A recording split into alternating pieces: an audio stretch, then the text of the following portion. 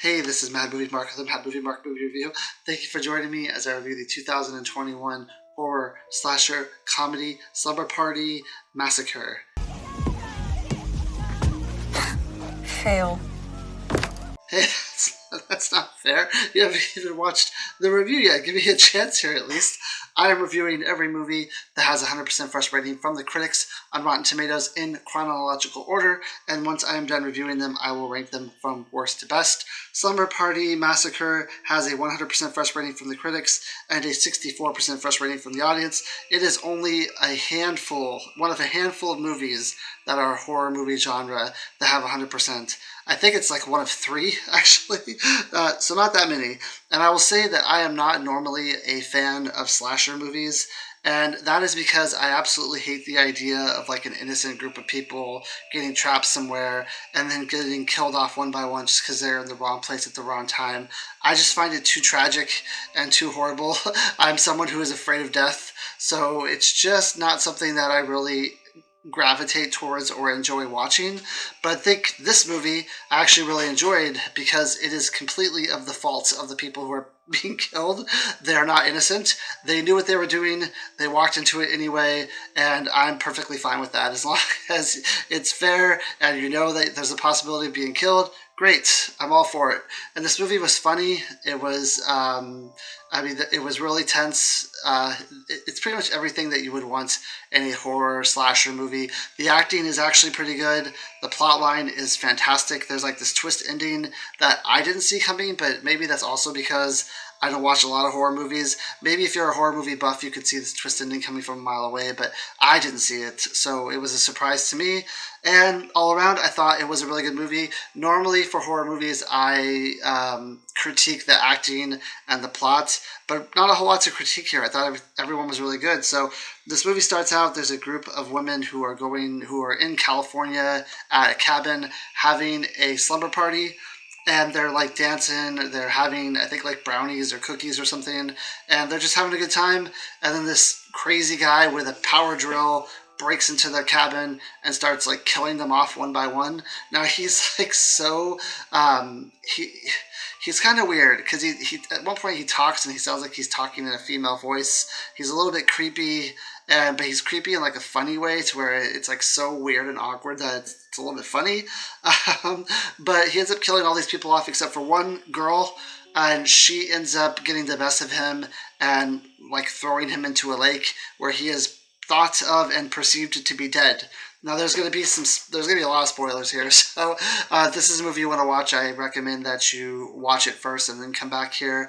If you want to come back here, maybe you're already done with me. But so we fast forward a little bit into the future, and when we fast forward into the future, the woman who survived, she has a daughter now, and her daughter's getting ready to go on like this trip with her girlfriends. Now there's a radio playing in the background, and the radio is talking about the anniversary of the girls who died in the cabin.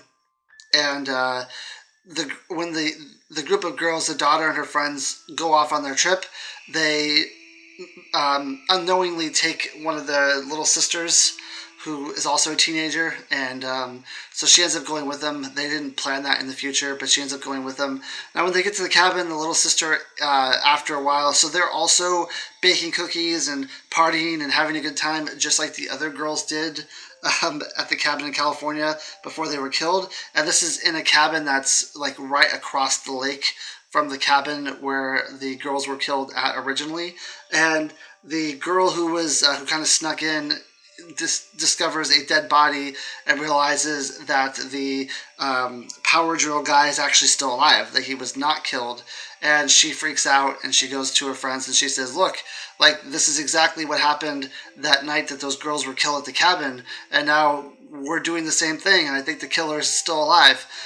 And all the friends, the survivor's daughter and all the friends get really excited, and they pull out a bunch of weapons and they say, yes, this is what we planned. We planned on coming here on the anniversary and killing the killer. And they realize that across the way where the actual killings happen, there's a group of boys, and the group of boys decide to do the same thing. They also came down on the anniversary to the cabin to kill the killer. So you have like two different cabins of people trying to kill off this killer. And it's hilarious because in the boys' cabin, two of the boys are named like guy number 1 and guy number 2, which I'm assuming is a nod to extras in movies because some of them are so unimportant in movies. They're just called guy number 1 and guy number 2, which I thought was hilarious. It's like a running joke through the movie about which one is which and who is who. And I thought that was really funny. There's also a point in the movie where the girls have like a really good idea. They have a plan on how they want to kill this killer, and they're gonna follow through with the plan.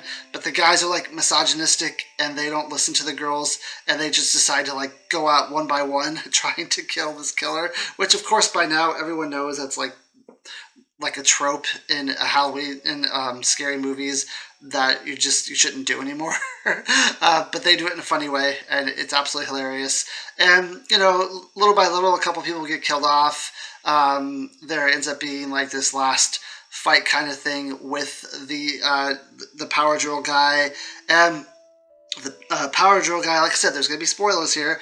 He ends up falling, but even after he falls, people are still getting murdered. So there's also someone else who is doing murders as well. That's where the twist came for me. Like, I didn't see that coming. We kind of learned at the end of the movie that this power drill guy is, he just likes looking at women, and women drive him crazy. Like, he likes looking at scantily clad women, which is why he goes to cabins and watches girls dance in their underwear eating food. And it drives him so mad that he wants to just kill them all, and that's kind of like his urge for killing and why he does it. And there's someone at the end of the movie who kind of sticks up for him and says that it's the women's fault and not his fault, because the women are the one who are like dancing and who are making themselves look too good for the killer. And it's a ridiculous reasoning and for what's going on, but I thought it was funny. And to be honest, I was led to believe that the second killer was someone who it wasn't, and that's what the movie's trying to do. They give you like these hints and these clues that it's one person, and then it ends up not being that person. So I was a little shocked by the fact that I was really convinced that the movie wasn't trying to be smart and that it was just giving it to us, sort of like in the most recent Scream movie, where I guessed who the killer was in the first 5 minutes of the most recent Scream movie, because it gives you a really big hit in the beginning and then it never diverts from that. It's just like, here it is on a golden platter. I thought that's what they were doing here too, but that is not what they were doing. It was actually very, very smart, I thought.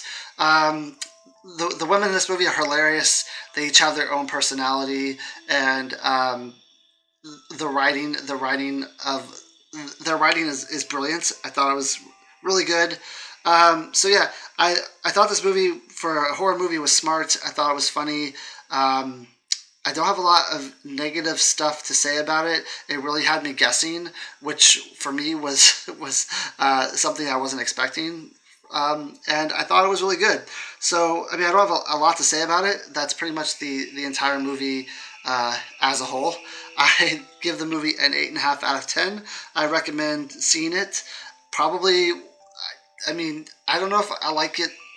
I can't remember what I gave One Cut of the Dead at this time right now, but I would say I liked it about as much as that movie. I thought they were both really good.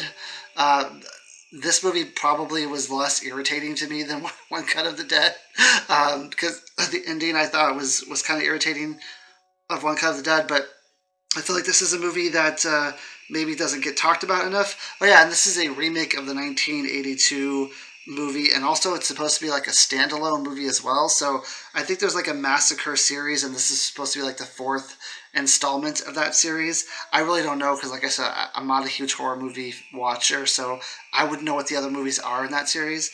But this was really good. 8.5 out of 10. I hope you join me next time when I review a movie called Carmen. Thank you. Have a great day.